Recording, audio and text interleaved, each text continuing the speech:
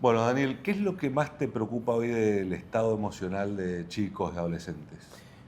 Lo que más me preocupa del estado emocional de los chicos está relacionado con la inseguridad, que puede ser propia del adolescente, pero cada vez más exagerada. Y veo ansiedad, veo angustia, veo una falta de respuesta y de respuesta positiva, que es normal. A ver, es normal que al adolescente le pase eso, pero hoy lo veo como exagerado, como o una sobreprestación de parte nuestra de los adultos con relación a eso. Antes había angustia y ansiedad y de alguna forma se resolvía. Hoy es una constante que el chico demanda y el adulto no puede responder a esa demanda. Ergo genera más ansiedad todavía en el chico. ¿Y a qué se lo atribuís? ¿O qué ha cambiado en esta última década? Mira, en esta década yo algo que lo hablaba justamente el otro día con unos amigos era esta cuestión de que nosotros cuando estudiamos medicina estudiamos las pandemias del 20, la pandemia de la fiebre amarilla, la peste negra. Nunca nos imaginamos que íbamos a formar parte de una pandemia. Y formamos parte de esto y yo creo que hay un previo y un post pandemia y sobre todo en la forma en que nos comunicamos y nos interrelacionamos. Esto de decir, bueno, a través de una pantalla, a través de la comunicación de estos espacios virtuales que generan un contacto inmediato. Eso hace que como yo tengo el contacto inmediato, inmediatamente tengo que tener la respuesta, inmediatamente tengo que tener la solución. Y eso, que es un fenómeno globalizado, ha hecho que se convierta como un hábito, como una costumbre. No sé, yo tengo 53 años, cuando éramos chicos había una pelota de fútbol en todo el grupo de chicos, ¿sí? Por una cuestión económica, lo que fuere. Para comprarte la pelota de fútbol tenías que esperar que tal casa de deporte de la calle Entre Ríos la trajera. Y si no, si se pinchaba, tenías que esperar 2 o 3 semanas. Hoy es inmediato. Hoy vos agarrás, te metés por internet a esta página de Mercado Tanto, la comprás, en 3 días la tenés en tu casa.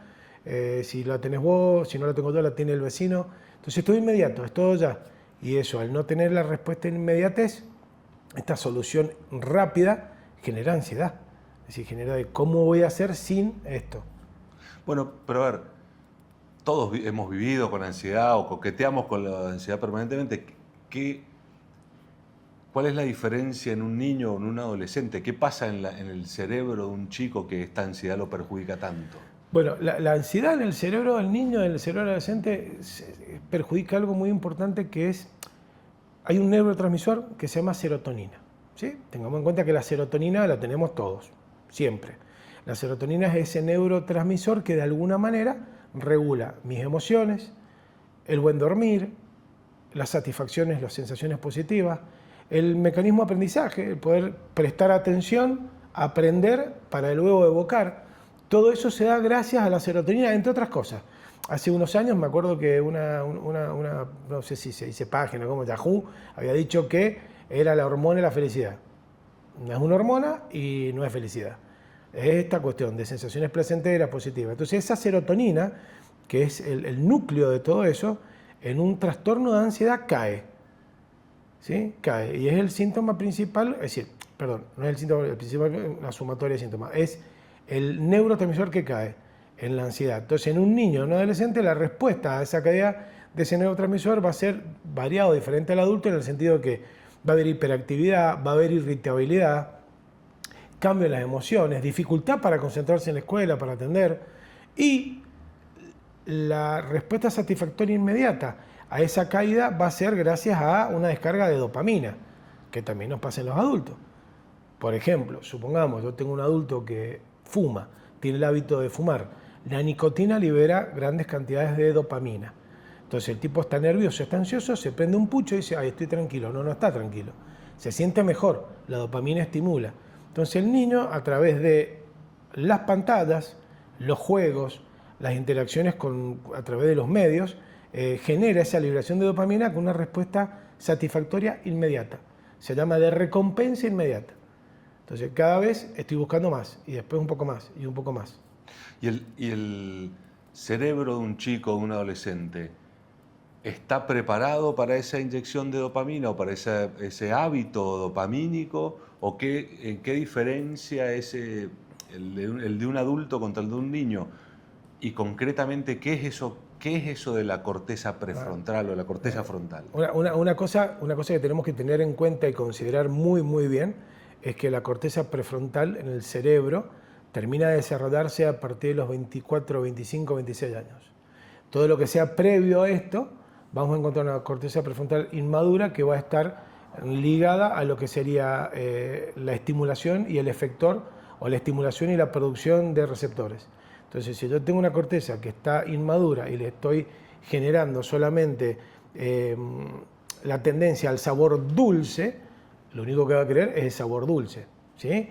Entonces, ¿a qué voy con esto? Como para hacerlo más claro. Cuando yo tengo una gran descarga de dopamina y da una respuesta inmediata satisfactoria, porque, a ver, entendamos esto, la dopamina es un neurotransmisor que produce una sensación placentera fantástica, ¿sí? Es una realidad.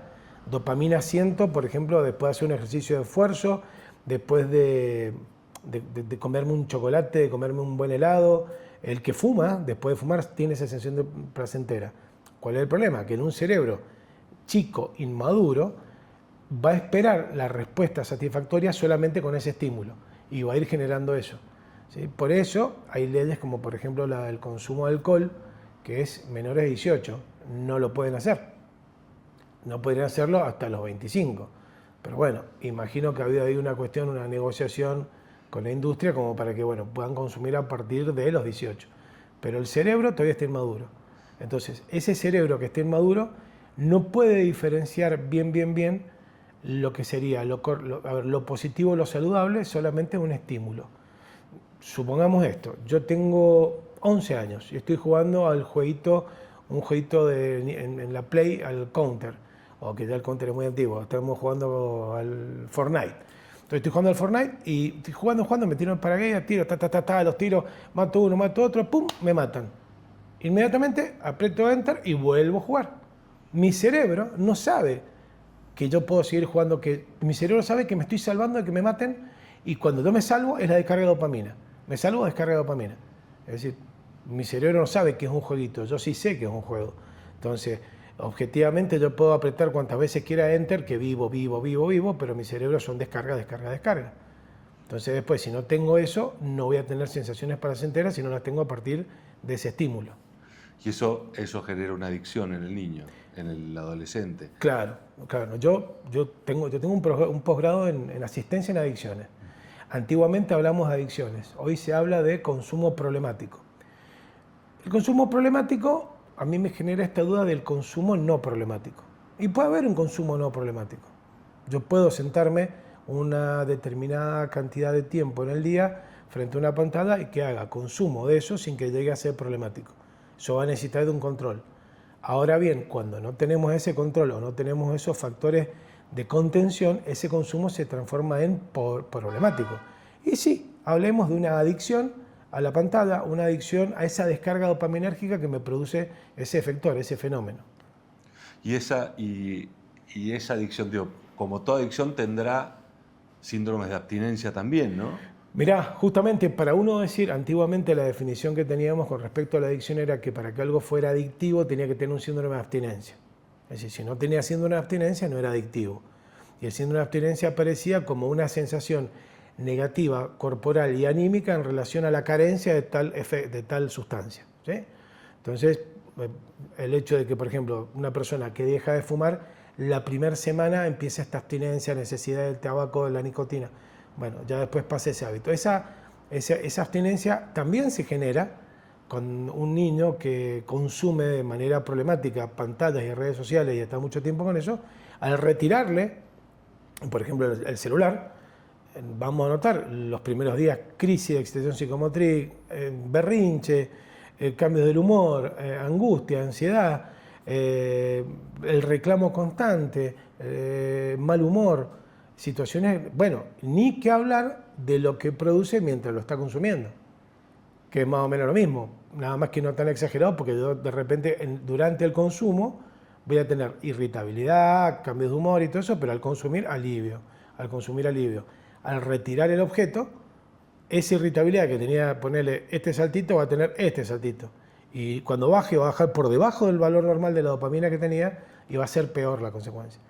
Por eso también es importante a ver, dialogarlo y trabajarlo mucho esta cuestión de decir, bueno, ¿cuánto tiempo vamos a consumir tal cosa? Por ejemplo, una pantalla.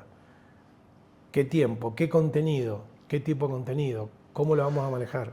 ¿Y cómo, a ver, o qué señales puede identificar un padre para entender si el consumo que está haciendo su hijo es problemático o no? Mira, las señales que podemos ver los padres en el consumo problemático de las pantallas, mi hijo más chico ya va a cumplir 17. Ya pasó esta etapa, pero todavía puede ser que por ahí las tienen. Pero las señales que vamos a tener es irritabilidad, cambio de humor, ese insomnio de segunda noche, esa dificultad para sostener el sueño, a veces también de primera noche, es decir, para poder inducir el sueño, falta de voluntad. Entonces, pero vos me decís, bueno, Dani, pero es un adolescente.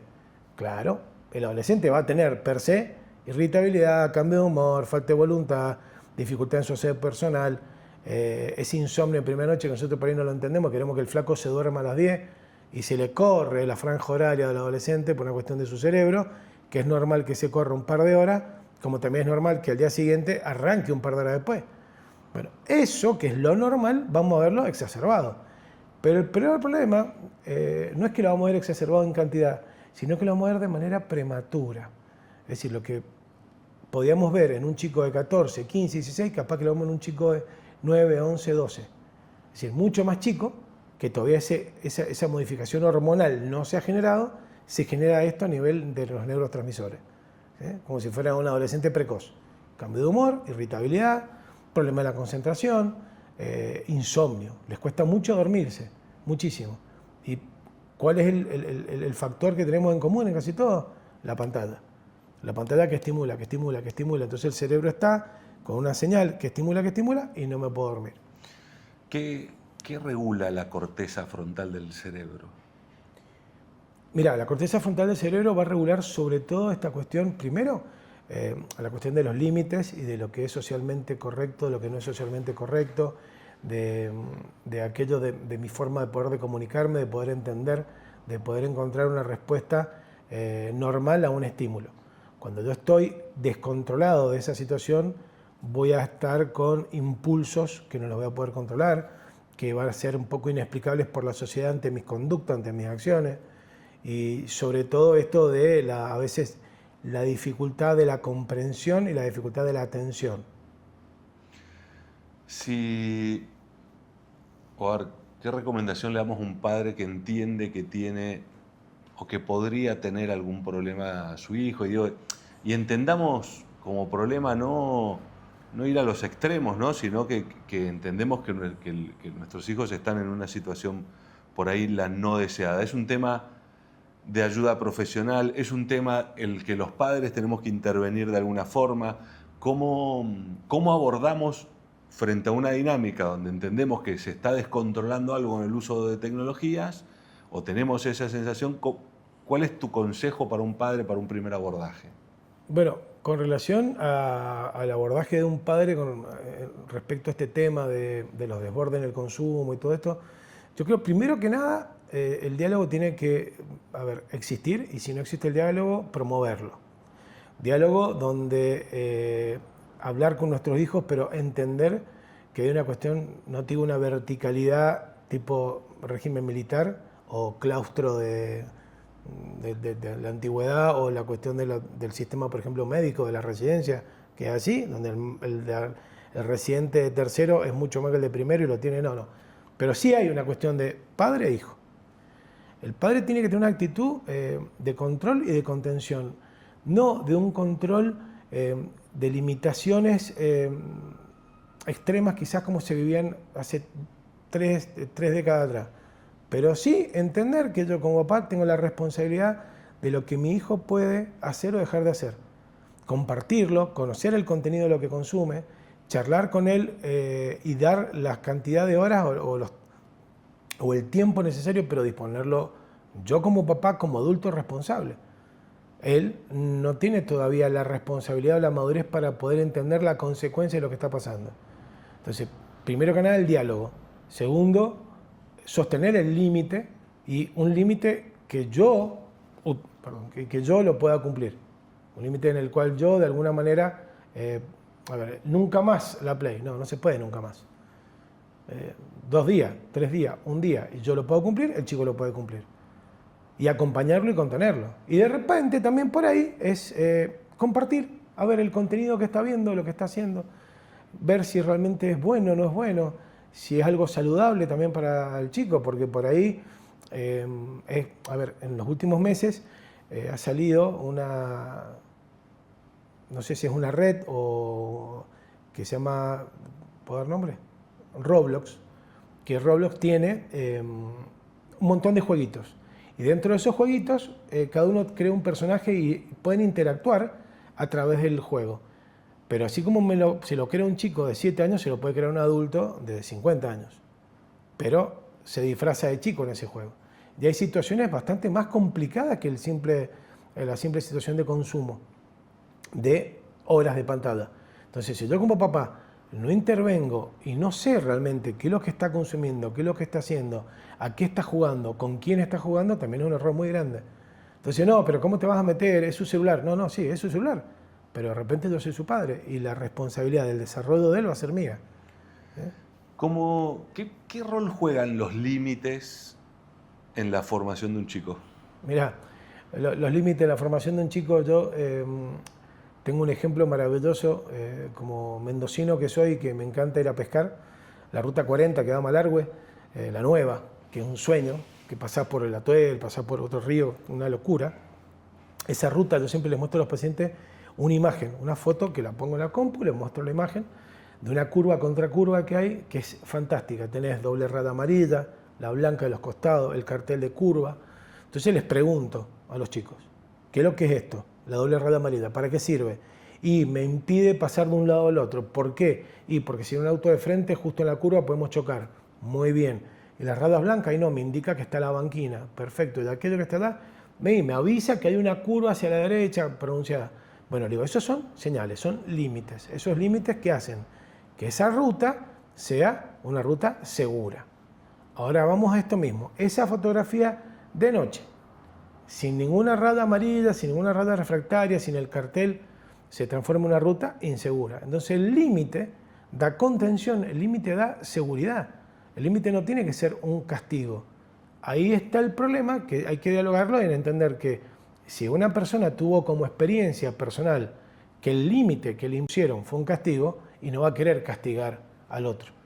Entonces hay que educar con respecto al límite. ¿Qué es lo que es el límite? Bueno, el límite es la contención, el límite da confianza, el límite da seguridad.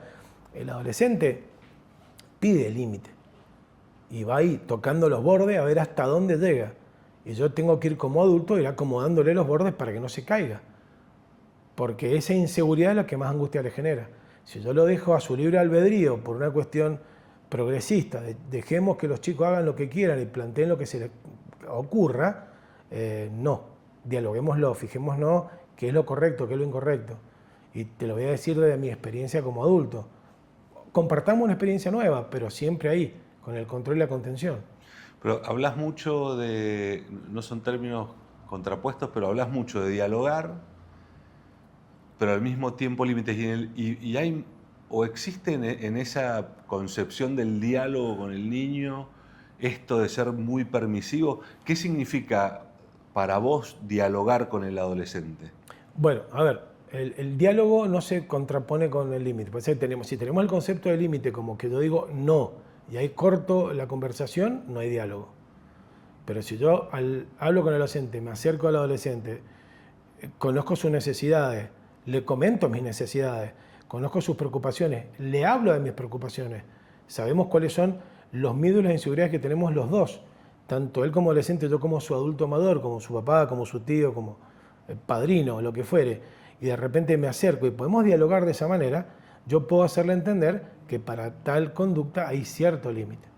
Y ese límite no es porque se me ocurre a mí, hay límites que son sociales, hay límites que están ligados con el sentido común.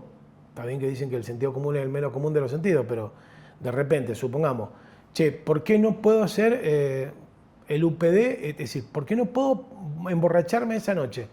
¿Y por qué no? ¿Por qué no? Porque tu cerebro no está preparado para consumir ese tipo de alcohol, tu hígado no lo va a poder metabolizar, todas esas ese alcohol que está metabolizando el hígado va a hacer que ese hígado después no trabaje en otras cuestiones, y si tenés una alimentación rica en proteína, pues estás yendo al gimnasio, lo que fuere, tenés una actividad deportiva, sos proclive en 48 horas posteriores te desgarré. Hay muchísimas consecuencias. Entonces, y bueno, ¿y por qué? Porque aparte hay una ley que está sobre ese adolescente y sobre ese adulto. Una ley que dice, che, si no tiene 18 no puede tomar alcohol. Pero, y hemos como padre entregado a terceros, el Estado, la escuela, la tecnología, muchas de nuestras responsabilidades como formador de esos chicos. Hemos entregado a terceros nuestra... sí, porque yo creo que en la vorágine que estamos viviendo, donde papá y mamá tienen que salir a trabajar, que en otras épocas también lo han hecho, pero había un refuerzo en el entorno familiar distinto, había un contexto donde quizás el docente de alguna manera también podía poner ese límite y colaboraba.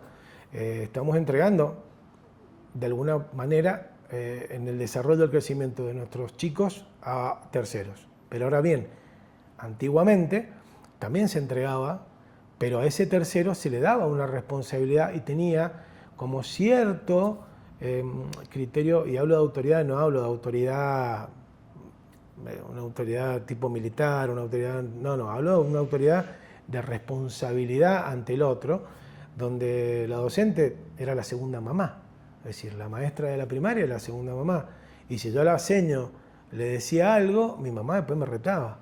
Hoy va la mamá a retar a la seño.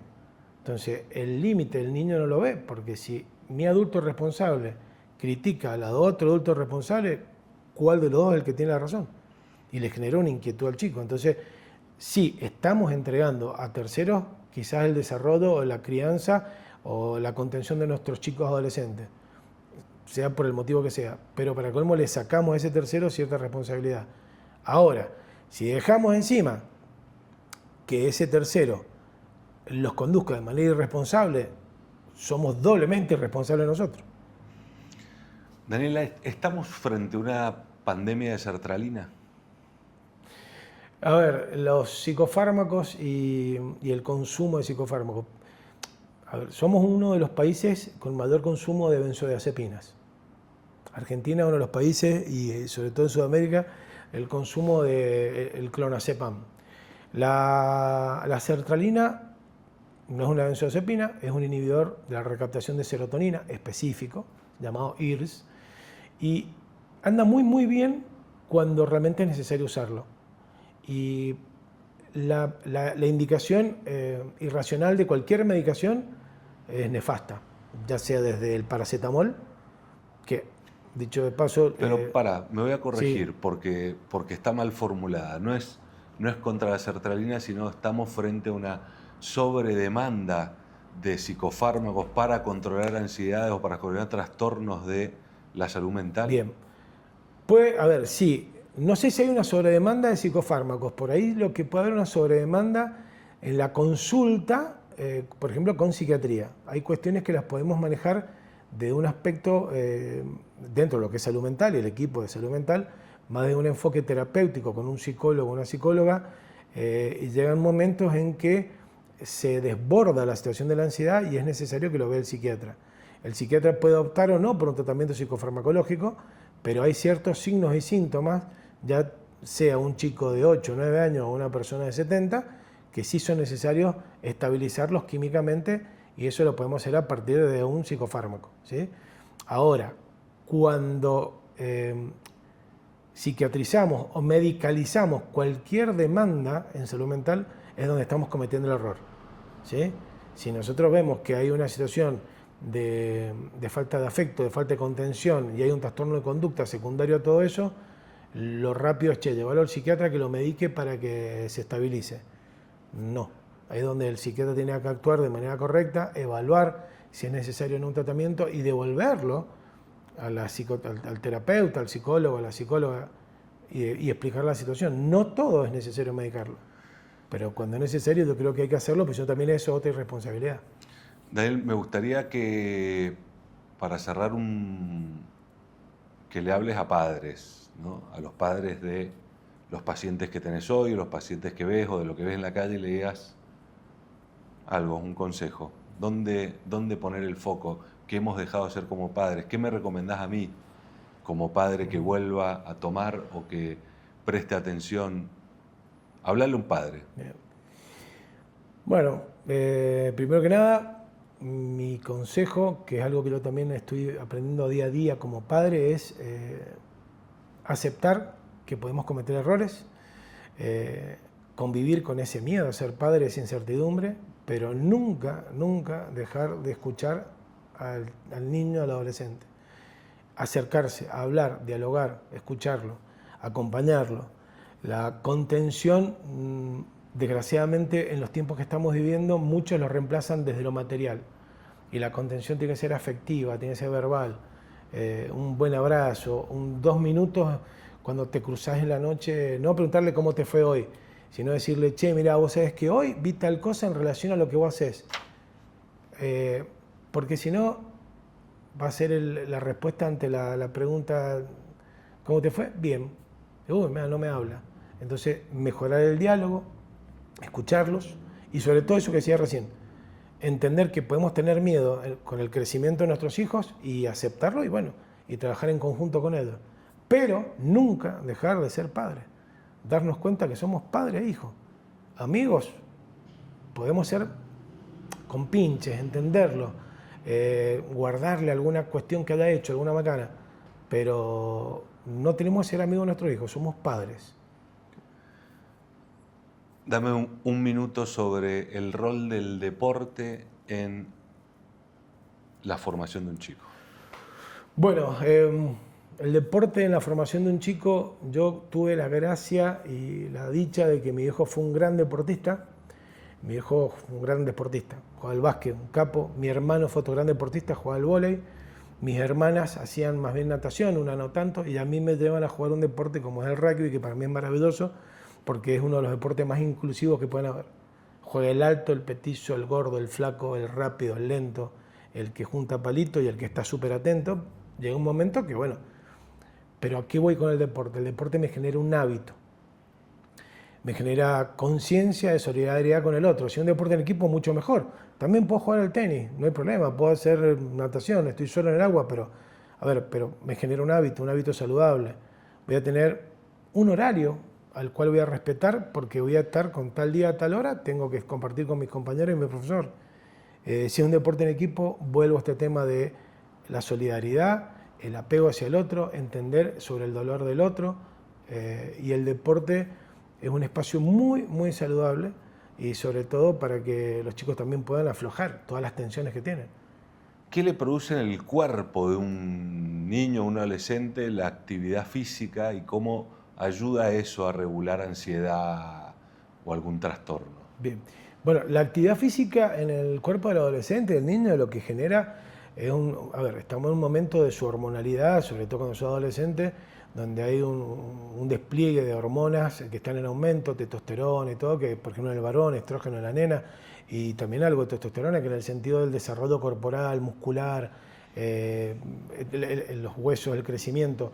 El deporte lo estimula y genera, primero, genera una mayor masa muscular, un mayor crecimiento óseo, genera también esta cuestión de la seguridad con respecto a su propio cuerpo, no importa si es más flaco o si es más gordo, eso va a estar en la tendencia genética que tenga, pero es muy, muy saludable que lo haga justamente por eso, porque voy a generar y voy a promover un mejor desarrollo y crecimiento tanto en el niño como en la niña, el deporte, ¿sí? El deporte al aire libre, el deporte en estadio cerrado, el deporte en equipo, el deporte, el hecho de moverse, de tener una actividad que no sea estar sentado en una silla frente a una pantalla, el hecho del deporte, de estar afuera, al aire libre, pasto, baldosa, papifútbol, básquet, rugby, fútbol, hockey, lo que sea, genera y aparte, eso a nivel orgánico, físico, muscular, y a nivel cerebral, lo que habíamos dicho antes, la liberación de dopamina, el equilibrio entre la dopamina y la serotonina, el orden de eso, genera también un bienestar. ¿Sí? Que el chico venga a hacer el deporte, esté feliz, esté a gusto, eso es lo más importante. ¿Retás padres en tu consultorio? Sí. Como experiencia personal, yo durante un tiempo atendí niños, adolescentes, y ahora estoy atendiendo más que nada adolescentes, porque estoy viendo que los padres no entienden lo que es el límite y el padre está como liberando mucho la situación. Entonces yo me tengo que poner en una situación como rector, como ordenador dentro de mi consultorio. Obvio, es mi consultorio y a mí me gusta tener cierto orden y marcar ciertas pautas de conducta, de normas, de convivencia en el consultorio. Y a los padres muchas veces los tengo que retar, porque primero no sé si es una cuestión de educación o una cuestión de temor a que el chico no se frustre, que el chico no haga un berrinche ahí, pero poco límite. Entonces, promoverle al padre, che, poné un límite, tenés el derecho a poner ese límite, tenés el derecho a dar una cierta orden e indicación. Y muchas veces veo padres que están como timoratos, como que han dejado, esto que habíamos hablado más anteriormente, la crianza, el desarrollo del chico a terceros. Entonces, listo, yo ya techo, agua, comida, el club, la play, plata y listo, ya está. Es como que han ya cumplido con sus obligaciones. Entonces sí, no es que los rete de manera así, pero les pongo un límite, les explico a los padres lo que de alguna manera lo que sería más saludable para ellos hacer. Que tomen esa opción o no la tomen ya es una cuestión de sentido de ellos, de su sentido común o de su idea. 3 cosas que no puede abandonar un padre como padre. Bueno, habíamos hablado de esta cuestión de el hecho del ser padre, es decir, tener esa actitud del orden, del límite, de no dejar de no titubear en la indicación, ¿sí? De saber bien y tener bien claro su objetivo, eso sería primero. Lo otro que no tiene que dejar nunca de lado es el acompañar a su hijo, el contenerlo, el estar, el compartir, el poder disfrutarlo. Y una tercera cuestión que un padre no tenía que dejar de ser como padre, el comprender también los temores que puede tener el hijo y hacerlos propios. Así, si yo acepto esa situación, voy a estar más cerca de eso y poder corregirlo. Hola, soy Daniel Santiago, soy médico psiquiatra, trabajo con adolescentes y adultos.